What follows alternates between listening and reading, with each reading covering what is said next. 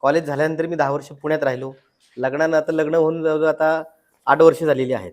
पण तरी पण मी घरी कमी असतो, कामाच्या निमित्ताने बाहेर असतो. म्हणजे बऱ्याच वेळा मग घरी सणसूद असतो, दिवाळी असते, काय असते, मग घरच्यांचा फोन येतो, की आहे का वेळ, येणार आहे का सणाला घरी काही? तर मग आमचा सण म्हणजे काय, आमचं काम हेच आमचं सण आहे. म्हणजे लोकांच्या आनंदासाठी आमचं काम आहे सेट डिझायनिंगचं, कला दिग्दर्शनाचं.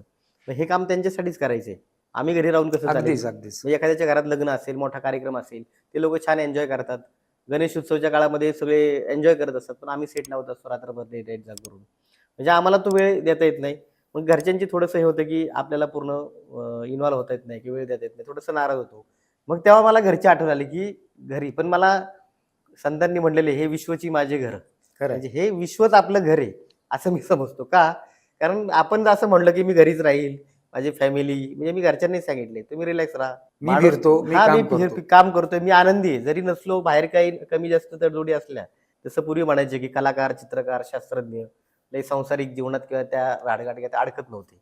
त्याचं कारणच ते होतं. कारण खूप अडकलं, की त्यांचे विचारशैली किंवा तुमच्या त्यांचं काम पायाला हां, बांधलं जातं, पायात बांधलं जातं. साखळदंड हां, टाकले तुम्ही एक जातात. चौकटीत अडकलं जाता. होय.